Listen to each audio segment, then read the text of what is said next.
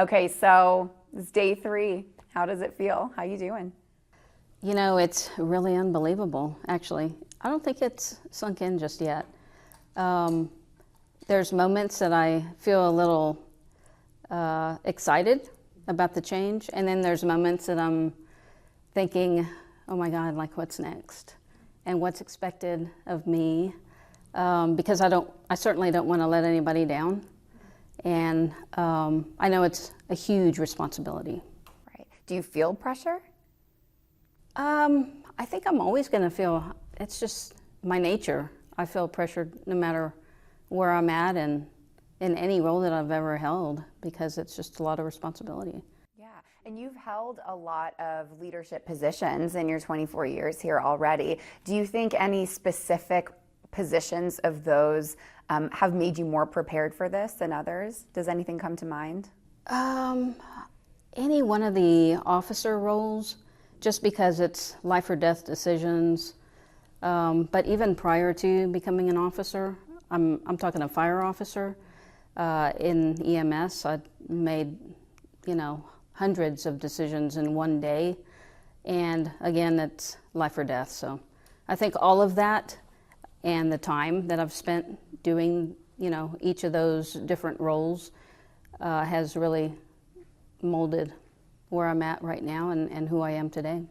Yeah, and I mean, you can probably connect with a wider part of the 2,000 people underneath you now because you've played all of these roles. Oh yeah, for sure.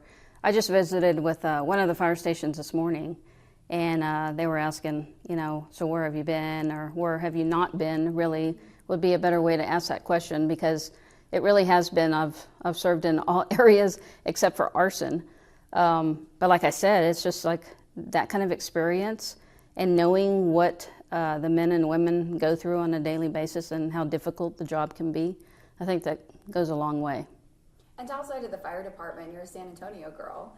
What does it mean to be in your own community at this level now?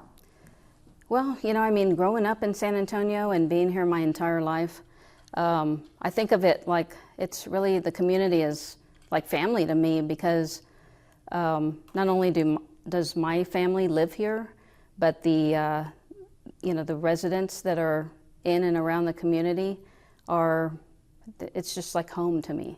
I really feel like this is home. It probably makes it a little bit of an easier adjustment. Absolutely. Yeah. Is there any part of the adjustment that you think is going to be most difficult? I think just understanding that I'm actually the fire chief. That's going to take a little time to sink in, but it's a good thing.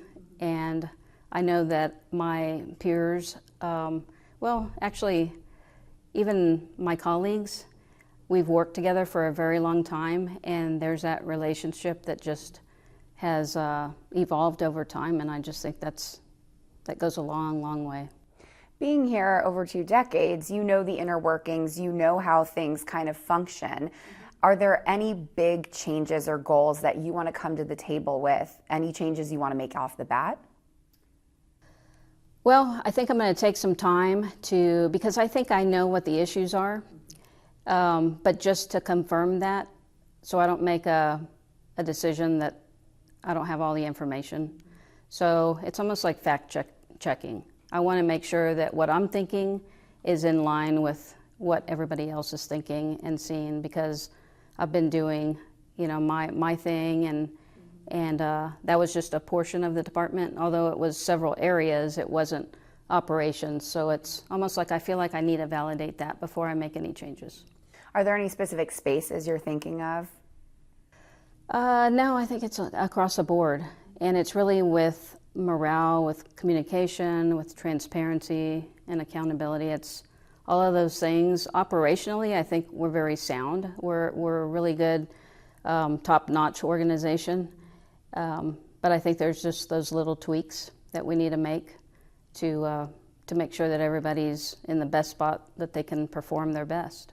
With new administration over at the union, what is your view on how that's going to work? What relationship have you established? We actually have a very good relationship. We have, we worked together probably starting around 2015.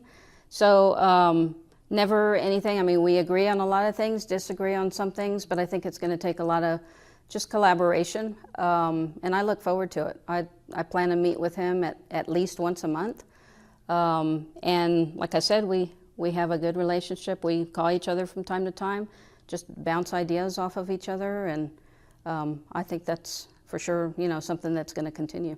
You feel positive about that? Oh yeah, definitely positive. And, I've been working with the department for a long time. Some of the issues that I've covered are serious ones, that there has been a lot of change. One of those, a lot of the firefighters that are being lost to cancer. There have been a lot of protocol changes. When it comes to something that's serious, how do you plan to continue those changes or support them? Well, we have some really, really good people that have been in those roles and committees that have formed in the last probably couple years. We've also formed a lot of partnerships with UT Health and other organizations. So we are constantly looking at how we can be better, how we can reduce the level of risk and exposure that our firefighters are I mean, they're subjected to all of the elements. In one day, they can come across all sorts of incidents that they're exposed. There's been protocol change. There's been a lot of movement in this. I've reported on this for years. And so you've been a part of, you've been here for all of that protocol change. Yes. So you know it very well. Right. And that started years back. I mean, I was over the Wellness Center. So a lot of those protocol changes, started happening several years back. And then with the quartermaster and the Clean Cab Initiative, it's just compounded the level of protection that we have in place. Perfect. Speaking of that, there's another issue that I've covered extensively here where there's been a lot of transparency with specific firefighters coming forward, is the mental health stigma in this industry. You guys are tough, you save lives, you have to put on this front, but you see horrible things. And so how do you play into the stigma or breaking that stigma when it comes to mental health? It's really just comes down to communication and allowing or building that trust. Because if people feel comfortable talking to one of their coworkers, that's really all that matters. So we need to get back to that and make sure that everybody understands that it's okay to not be okay. And I'm open, and I encourage people to talk about the incidents, because if you don't talk about it, it'll just be, something that you hold on to, and it really will bring you down, and the job's hard enough. So we need to, be here for each other and take care of each other. Yeah, and there's so much change happening organically when this movement happens. But when we talk about change and you stepping into this position, clearly one change has already happened. You're the first female fire chief in the city of San Antonio. Obviously, asking you how that feels, seems a little basic. But so what does this mean to you to be the first female fire chief? Well, it has been a real struggle. I feel like this changes the fire service altogether. It really does. And it really means to me that no matter what you do, as long as you are determined and you work hard, you can accomplish really anything. When I got in the fire department, I never imagined that I was going to be the fire chief, especially of San Antonio, the seventh largest city. But yeah, through just hard work and being determined and standing up for what you believe and doing the right thing, no matter what that means. I think that's really, really what it comes down to, and it just sends a message. I want to be the role model for young women to know that they can achieve, anything that they set themselves, that they put or that they're striving for. Right. Yes. Right. That anything's possible. Right. Right. And when we talk about female representation, for a lot of these bigger industries, journalism included, has come a long way when it comes to female representation. Right. But I feel like in these agencies, when it comes to first responders, the movement, correct me if I'm wrong, seems slower. It sure does, definitely. But just within the last few years, there's been an increase in the number of women in our academy classes.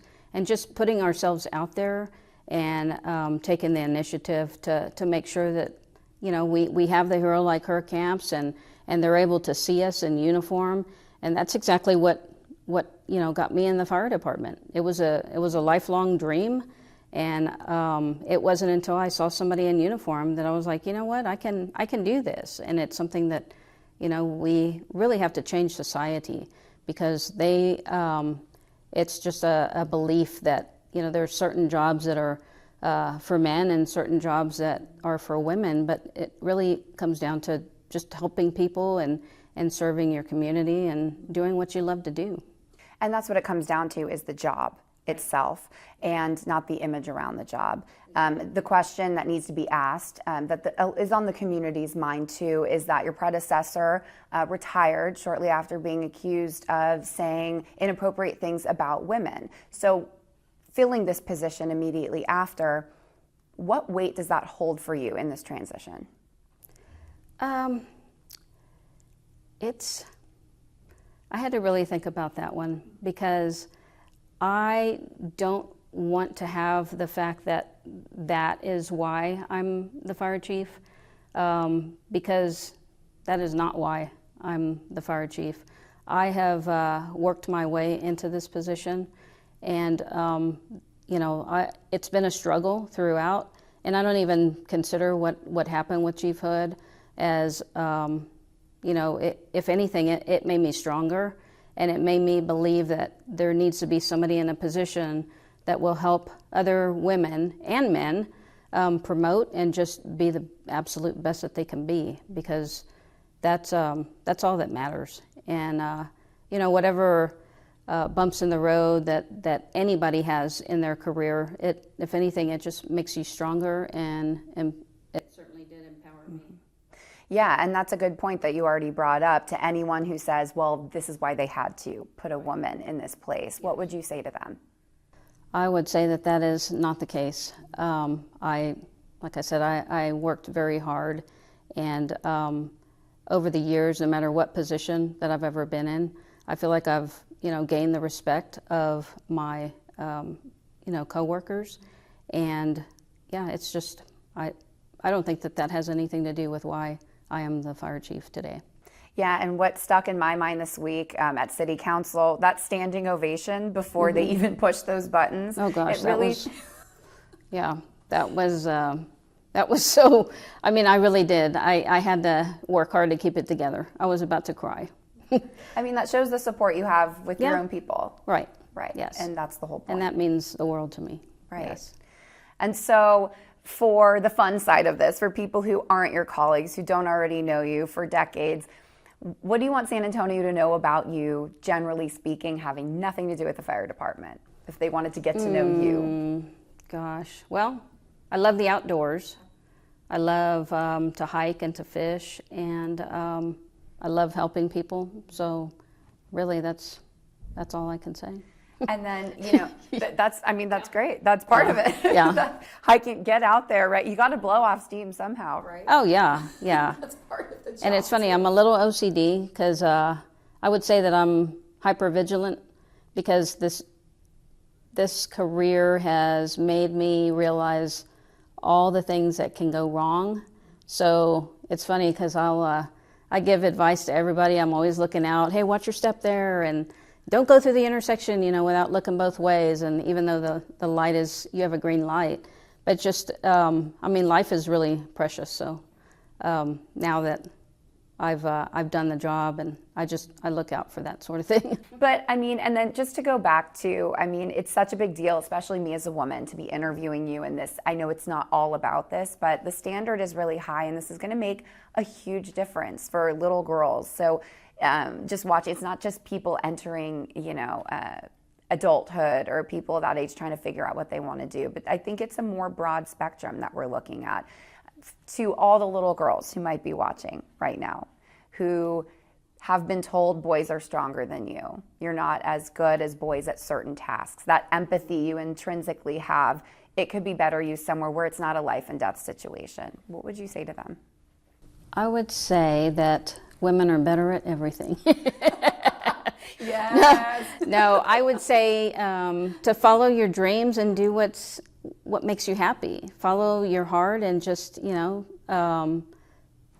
stick with it and follow through and be who you want to be, because that's really all that matters. You have to be happy, and I go to work every single day happy and very proud to put on the uniform, and very proud, and I love what I do. So really, that's what I would say is follow your dreams.